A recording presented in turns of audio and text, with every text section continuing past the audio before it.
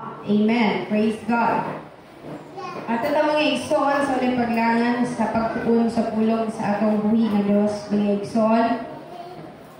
Atong ni aming Domingo atong hisgutan na may tungod sa connection sa faith and love, mga igsoon. And this time, mga igsoon, we're going to have another Sunday school lesson. Amen. Na atong himo baon-baon diha sa pagpangalagan, diha sa pagpanglimbasog nato mga igsoon sa ato Kristohanon nga kinabuhi. Amen. Praise God. Ang tanan musinggit o praise the Lord. Praise the Lord. Kay pabata diha? Napabata diha? Amen. Praise God. Let us now give our best in worship and in praising the Lord. O ang isa sa way of glorifying and praising God is maminaw sa pulong sa atong buhi nga Diyos. Amen? O maminaw ta sa mga pagtudlo sa atong buhi nga Diyos, mga igsoon. Please kutan karon mga igsoon, the key attitudes of Samaritans which Jesus admires. Na ay mga instances in the Old and the New Testaments mga igsoon nga aduna siya'y mga kanabang experiences, no? Pag-abot sa mga Samaritans. Aduna siya'y kanang mga pagkikipaghalubilo pag-abot sa Samaritans. No? According sa history mga igsoon, the Samaritans and the Jews, di na sila pwede nga magtibo. Na sila ay gitawag ng cultural barrier. Na adili pwede ka makipagsalamuha, ikaw, biing isa ka Hudiyo sa mga Samaritanhon. Pero nakita nato mga igsoon, Jesus Christ broke the barrier. Iyahan i-break ang barrier because gusto sa atong buhay nga Diyos nga iyang ikinabuhi ang gitawag nato nga inclusivity. Unsa man ang inclusivity? No one will be left behind. Tanan mga igsoon na mamahimo ma-welcome pag-abot dinaa sa kingdom of God. Now, even sa atong mga cultures, no, natin magkita ng mga barriers, whether you admit it or not. Naagi mga barriers between the rich and the poor. Naay mga barriers, mga igsoon, between the religions, the denominations. Naay mga barriers, mga igsoon, pag-abot sa mga kultura. Kay sila, lahi ilang culture, ato lahi po. Labi na sa unang panahon, grabe nang gitawag nato nga discriminations. Kung ang mga Samaritans, during those time nga igsoon in the New Testament, nakaagi sila nini nga mga experience. No? So, nakaagi sila mga igsoon that they were discriminated. Nakaagi sila mga igsoon sa point sa ilang kinabuhi. Nga, kanabang dili sila pwede mo touch, dili sila pwede magpaghalubilo, dili sila pwede mga igsoon maadto sa lugar na kung saan nga dito ang mga Judyo. Pero pag-abot ni Jesus Christ, mga igsoon, naka-question ng mga tao nga kung nakapaghalubilo man siya ngadto sa mga Samaritanhon. Because there is something in the Samaritans that Jesus really admires. Muna itong iskutan karon ng igsoon. Unsa man, una man igsoon nga atong iskutan, sa experience in the book of New Testament, na kung saan, isa diri mga igsoon, na-touch ang atong buhay ng Diyos, kung mo siya nga naka-appreciate sa usa ka kinaiya, sa usa ka Samaritanhon.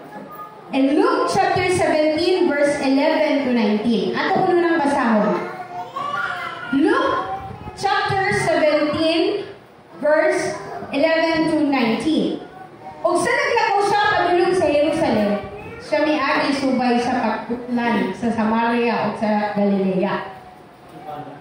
Then, ug sa pagsulod niya sa usa ka balangan, siya gisugat sa napulo ka mga taong sanlahon nga nagtindog nga nagpaantaw. So this talks about the story of the 10 lepers. Ug sa mga kusog nga tingog na nag-ingon katong napulo, Jesus,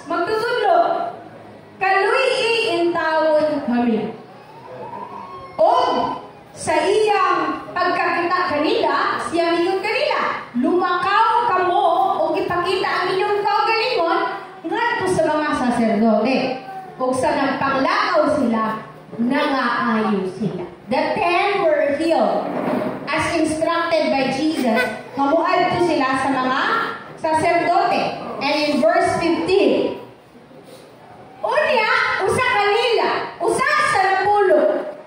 Sa iyang pagkakita nga siya maayo na, mibalik ug sa makusog na tingog nagdaig sa Dios. Then, in verse 16, ug siya mihapa sa tinginan ni Jesus, ug nagpasalamat kaniya, ug kadto siya usa ka Samaryano. In verse 17, hangtod na ka sa 8:19. O si Jesus mingon, dili ba napulo man ang naayo? Hain ba ang siya? Wala ba kanila'y nakita nga ibalik o nagdaig sa Dios gawas ni ining dumulong? O si Jesus miingon sa Samarianhon, tumindog o lumakaw ka, ang imong pagsayo nakapaayo ka na. There were 10, actually mixed na sila. Hudyo o mga Samaritans, kaling mapulo ka mga sanglahon. Mixed na sila kay once nga na kay sangla sa panahon sa ilahang customary na isol, ibutang man mo sa kanang dapit na kung saan sanglahon ragin mo na tanan. Nag-uban ni sila mga isol, mixed ka mga Hudyo, mixed ka mga Samarianhon, mga Samaritans. Unya, silang napulo, nihangyo sila og hiling sa atong buhay nga Dios. O, as instructed by Jesus, nisunod sila sa instruction. O sa pagsunod sa instruction, naayo sila. Apan sa napulo, isa na ang ibalik sa atong buhay nga Dios, nagdaig og nagpasalamat kaniya. And then Jesus expected, di ba na yun siya, di ba napulo man mo? Nag-expect yun siya, magubalik silang tanan sa iyaha para magpasalamat sa kaayuhan niya ilaha na dawat. Pero, out of 9, only 1, 10% ra ang ibalik. Only 1 mga igsoon ang ibalik. Sa napulo, ug siya, usa ka Samaritan mo. He is a Samaritan. So, una nga, kanabang kinaiya, nagipangita sa atong buhi nga Dios mga igsoon, was the faithfulness and gratefulness sa usa ka, o gratitude sa usa ka tao. Faith and gratitude. Aduna tay pagtuo o human nga dawat nato ang gasa sa pagtuo, mahimo tang mapasalamaton. Mahimo tang grateful. Ang problema naman nato to kay kanang gamay nga panalangin nga iya nagikan sa atong buhi nga Dios nga nagkana, ibo ra man. Gura na kabayad sa utang. Instead of saying, mingon ka nga, uy, malipayon gihapon kayo ko, kaya nakabayad ko sa akong mga utang. Pero ang atong ingon, na, ibo naman, ibayad sa utang. It seems like bitter ta, yun ikagaantag panalangin nga nakabayad ka sa atong mga utang. No, instead of doing that, why not thank the Lord? The Lord, salamat kay bisan pa man sa panalangin nga imong nahatag ka nako na gihapon ko'y nagahinan. No? So sometimes imo na ta. Kung unsay gihatag sa ato sa tong, di man na ako magamit, kung saan man na ako. So, kanang in every kanang small blessing atong ma-receive, let us learn to be grateful. Mahimo ta nga mapasalamaton kay ano man, muni kitangita sa atong buhay nga Dios nga wala na niya nakita sa Ninuebe. Wala niya nakita sa siyang mga isol nga wala ni balik kaniya. Kay ngano, ang usa ka kinaiya nga kapiliban sa atong buhay nga Dios sa mga Samaritans is kining grateful nga kasing-kasing. Kining kasing-kasing nga dili lang matinuohon pero aduna say kasing-kasing nga mapasalamaton. Amen. So, kining story mga igsoon sa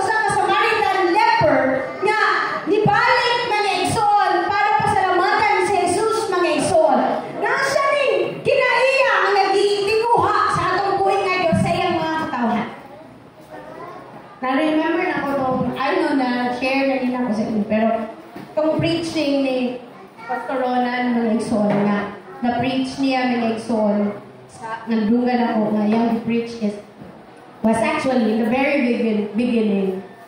Walay labot ang Samaritan sa mga hilintil sa plan of salvation. Naman talaga. Kaya kita po naman ka, di ba? But because na siya nakita na something sa mga Samaritan, sa mga hilintil na wala niya nakita sa mga Hudyo, munang gitagaan niya chance. Na-remember din niyo itong gingon niya sa babae nga, nianhi ko para pakaton ang akong mga anak. Dili para sa mga iro, para rin sa akong mga anak. Pero because nakita niya ang great faith sa babae, mo itong natagaan niya of chance mga igsoon for a miracle. Mo mga igsoon dito na because na siya nakita, nakaintin siya na something ni mga tawhana, wala na ako nakita sa akong gihandom na magpakita sa akong inong aning nga kasi nga mga kinaiyak. Muna as Christians, gusto sa atong buhay nga Diyos nga makabaton sa tanili nga mga kinaiyak. Kinaiya sa nagkamatinuhon o kinaiya mga igsoon sa pagka-mapasalamat. Amen. Kaya in every faith, naagin mahitapong kami lang, group. Naagin mahitapong mga igsoon nga panalangin. And whenever we receive the blessing, do not forget to thank the blesser. Dili na ito kalimtan nga pasalamatan ang Ginoo nga naghatag sa ato sa panalangin. Ang recognition na dapat na madawat sa atong buhay ng Diyos. Kaya usahay mo yung mura ka sa atong buhay ng Diyos sa mga panahon na naata sa dakong panginahanglan. Pero kung hayahay galing, ikita sa mga pag-ampo si brother o si sister. Kaya ano man, hayahay man ang dagat. Diba? Ang pagiging grateful mga igsoon is in every season. Mga panaamang ka sa ulan. Magkagat ka na, umuulan naman. Nangalulit ang ulan niya. Pagkaman, pag-uabot ako, grabe naman ka-ulan.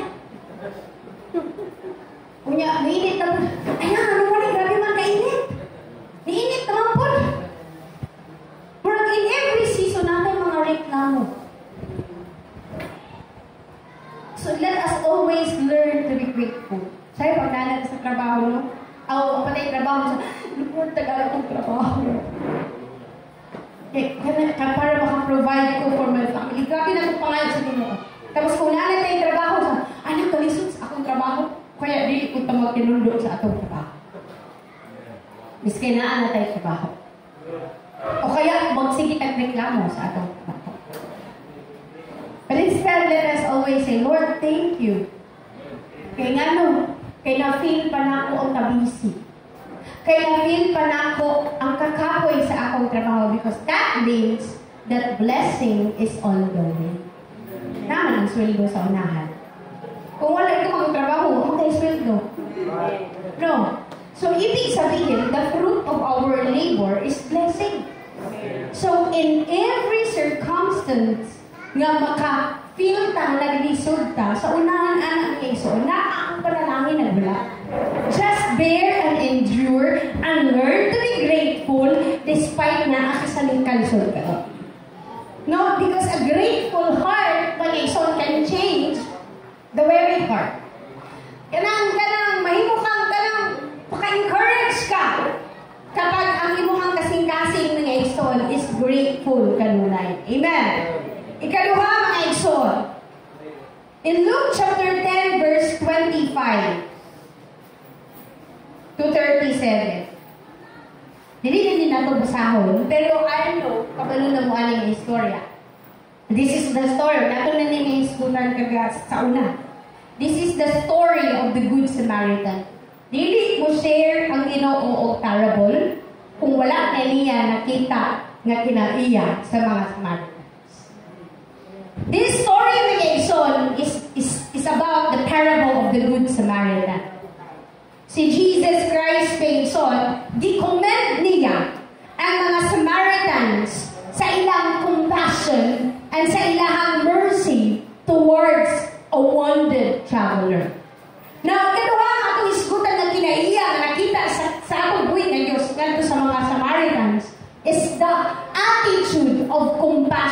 and mercy. Naa sa ilaha. Diba?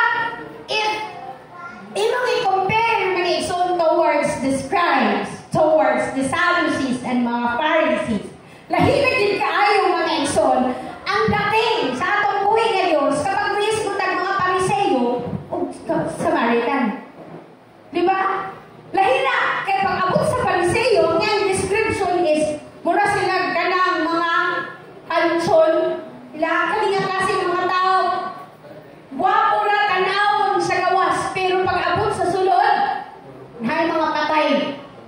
Ay lang mga kasing-kasing patay. Mga kinaiya adili makaon. Kaya mga self-righteous na sila ng mga tao. Pero pag-abot niling mga tawhanan, nakita niya na sa ilaha ang usa, compassion and mercy. Nasa ilaha ang kaluoy. Nasa ilaha ang kanabang paghigugma. Nasa ilaha ang kinaiya na nakita sa atong buhay ngayon sila. Despite outcast sila, still naglong sila o gugma. Still ang ilang ipahari sa ilang kasing-kasing mga igsoon is kinaiya sa pagkamahigugma o pagkamaluluyon. Kaya diba, if ikaw sa imong kaugalingon, ang nakita mo sa dalan isang tao nga kanabang nakapasakit sa imuha. Ang tao nga kanabang dili mo pansin sa inyuha, dili mo hatag og pagtagad sa inyuha, naga-discriminate sa inyuha. Kanang ato ba silang tabangan? Do you think if you are in the situation, tabangan ka nato sila? But this good Samaritan mga igsoon, kaya nga gitawag siyang good because his compassion, his mercy is evident diha sa ilaha. Og nakita sa atong buhay na share niya nga parable because nakita din niya sa mga Samaritans. Wala niya gihimong example ang Levite, wala niya example mga igsoon ang Pariseo. Kaya sila ang naay compassion, yung naay mercy, but instead, katong Samaritan, at really a question sa mga naminaw. Kaya ang mga naminaw kung Jesus Christ na time is mixed. Kaya ang mga naminaw, mga Samaritan na yung himong mabuti, hindi kami. Because gusto niya mga igsoon nga ipahibalo sa tanan that there is really something in these people. So kinikinaiya mo na nakapapandog sa atong buhay ng Diyos. Kinikinaiya sa pagkamaluluyon o mercy. Ang action sa Samaritan mga igsoon nag-exemplify sa love, sa kindness nga gitudlo sa atong buhay ng Diyos. Nakita niya niing mga tawhana. Because si Jesus Christ, nagtudlo siya love. Nagtudlo siya o kanabang kindness, pagkamaayo mga igsoon. O say, nakita na niya mga igsoon sa mga Pariseo, wala sa ilaha mga igsoon, hindi ipangita niya mga compassion and mercy. Kundi nakita niya sa laing tao mga igsoon nga, in the first place, expect niya, makakita niya sa iyang kagalingong katawan. Pero wala niya nakita. Amen? Usa kita mahimutang kanang mag-evaluate sa atong kaugalingon nga Lord, nakita pa ba nimo ang compassion and mercy diri? Kaya basig nahimo na sa kung sama sa mga Pariseo. Nahimo na sa kung bound sa or binded sa kung sa man nga kanang kinaiya nga dili nga dapat maanaa diri kanako. Nahimo na ba ko Lord na self-righteous? Wala na ba sa ako ang compassion and mercy nga imong gipangita? So palingkamutan nato may igsoon sa atong kaugalingon na ma-uphold nato ang compassion and mercy nga gipangita sa atong buhay nga Dios. Ikatulo, kining woman at the well in John chapter 4 verse 1 to 42. Dili na natong subutan kay basahon kay grabe kataas, pero we knew. And gusto lang nako nga tagan mo og background about this verse nga nagisgot kini sa Samaritan woman.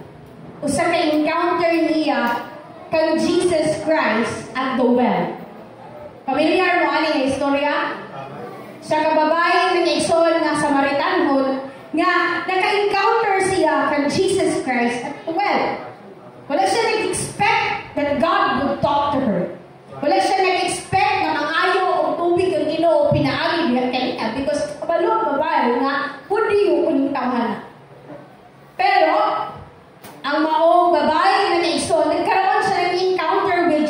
Christ at Jacob's well. And Jesus demonstrates, mga igsoon, His mercy and love towards the Samaritan woman. At the same time, mga igsoon, gidemonstrate sa babae ang openness niya sa mensahe nga gidala sa atong buhi nga Diyos. Now, si Jesus Christ nato sa mga Samaritans to share the word also to them. O kining babae nga Samaritanhon, siya ang una nga naka-encounter dito kang Jesus Christ. Babae nga nanginahanglan og grace. Babae nga nanginahanglan og mercy. Nanginigsoon. So, gi-open niya ang iyahang kaugalingon sa pagpaminaw sa pulong sa Ginoo. Because Jesus Christ, nanginigsoon, is looking for those available. Nakita siya, mga igsoon, sa mga kasing-kasing na available sa pagpaminaw o pagpatalihog sa iyang mga pulong. Yung kalibutan na, magto ka, magsuloy ka, magsangyaw ka sa pulong sa atong buhi nga Diyos. Ang kung pipila lang ka mga doors ang open sa imo nga opinion ni yes, available ni nga mapinaw sa pulong sa imo. Available ni nga magpatalanghog sa kung unsa man nga moayong balita ang imong gidaladala. No? So, ang atong buhi nga Diyos nang siya og kanang kasing-kasing nga open to receive His words. Okay, so og dito nakita na niya sa mga Samaritans. Because right after na nakatuhog ang babae sa maayong balita sa atong buhi nga Diyos, nanghatag siya og uban. Diba? And then, start mga igsoon na nakatuhog sa mga uban, nakapatalihog sa mga uban mga igsoon sa pulong sa atong buhi nga Diyos mga igsoon. So they engage into a deep conversation with Jesus mga igsoon ug na-recognize niya ang atong buhi nga Diyos nga siya mao ang Messiah. Pero ang iyang kaugalingong mga kalahi denied Him as the Messiah. Ang testimony sa mga babae nag-lead sa mga Samaritans mga igsoon sa iyang town mga igsoon to also believe in Jesus and nahimong open ang gospel of Jesus niya kumapanahon even to the Samaritans. Kaya naman, dili ang pulong sa atong buhi nga Diyos is open sa bisan sa upang ka-corner mga igsoon niling kalibutan na.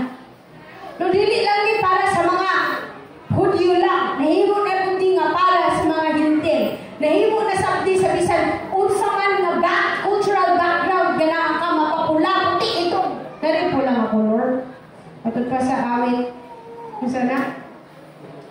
Mapula puti ito.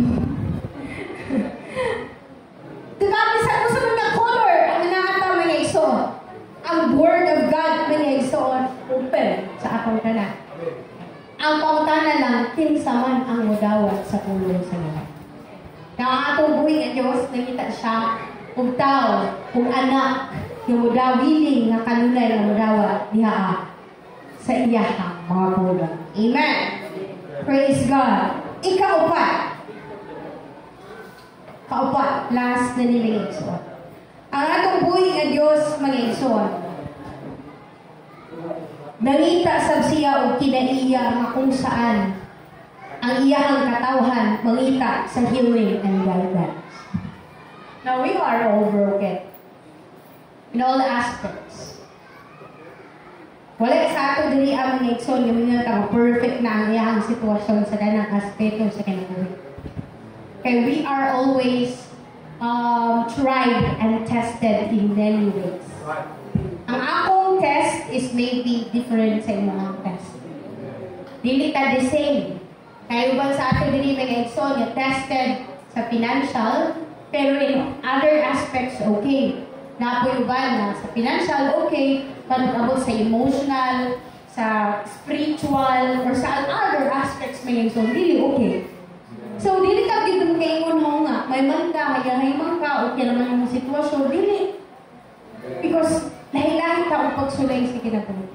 Lahi-lahi ta ang battles nga giagian. You cannot compare battles to the battle nga giagian sa imong katapad. Dili ka maka-compare sa imong kagalingon sa uban. We all have different battles. Lahi-lahi lang mga battles nga ato ba? Ug ang uban silent lang ang ilang battles. Di man kinahanglan na yung battles imong ipang pangbalbilyo. Kaya nga naman, ang uban di man makatabang sa imo, magmaritis na sa imo. So you can fight your battles silently. Pwede din mo ma-fight yung battles through praying. No? Di man kinahanglan mo na i-share or ipangalandakan sa uban mga igsoon. We all need healing and guidance. Kung si Jesus Christ, nangita siya kung nana nga tao because He knew, He believed, and He knew. He's God. No? Nakabalagin siya, ang kitang nanginahanglan yung ta o healer, o nanginahanglan yung ta mga igsoon o guidance. Amen. So, gusto niya nga kita mga igsoon mangita sa healing o sa guidance. Dili kita makasalig sa atong kaugalingon. Kaya kung magsalig ka sa atong kaugalingon, hulog yun ka mga igsoon nito sa kapahamakan. In John chapter 4 verse 28 to 30, makita nato din na mga igsoon, that's still in the story of Samaritan woman. Then leaving her water jar, the woman went back to the town and said to the people, "Come, see, a man who told me everything I did." Diba, tingala galing ang sabi niya, nakabalo man siya sa akong background. Nakabalo man siya kadaghan kong bana. No? Because, wala siya kabalo. Ang iyang ka-istorya is the Messiah. Could this be the Messiah? Well, naka-question na siya. Dili pa kami siya ang Messiah.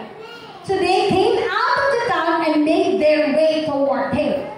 Kining tanan, because this certain Samaritan woman told everything about Jesus Christ sa iyang pag-encounter sa iha. And because they also want healing and guidance, mao nga nisunod sila kadto sa babay ug paingon ngadto kang Jesus Christ.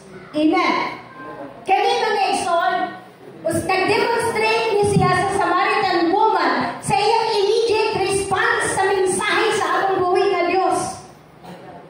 Kabungog tao sa most of the time, ang mga kabungog tao mensahe sa atong buhay. Pero ang problema nako, ang atong response is wala dayon na, wala agad. Dili agad dato nga i-apply. No?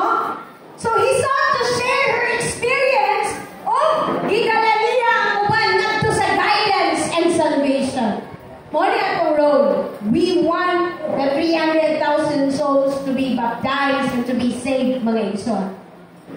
Sa una mga igsoon nga atong kanabang ipahibalo kaniya, o mahimo sabdi nga kanabang open sab sila niili nga mga butanga mga igsoon. So we have to make them understand that we all need healing and we all need guidance. No? Di ako mag-start ang tanan. Nga nung nag-decide man na to follow Jesus. Tungod kay na-open ang ato una-una mga igsoon ang ato kasing-kasing. Kung wala si Jesus, wala kita mahimong sa atong kaugalingon. Kung wala ang Espiritu sa atong kinabuhi, mahimong walay direksyon mga igsoon ang atong kinabuhi. So we all need Jesus, His healing, His guidance, mga igsoon. Kaya naman, we all have different circumstances na kung saan, kung dili na tugutan na mamuhay ang atong buhay ka Diyos, dili sa atong kinabuhi, wala yung healing na may tabo. Walay joy na may tabo. Walay guidance na may tabo, mga igsoon. Kung dili, mapaingon yun ka sa kaalautan, hihiling kalimutan. Kung nakita na ang kinaiya sa atong buhay ka Diyos, dato sa mga Samaritan, mga nanginahanglan o kaayuhan o giya sa atong buhay ng Diyos. Amen? Manindog kang tanan, mga igsoon. Praise God, palakpakan na ang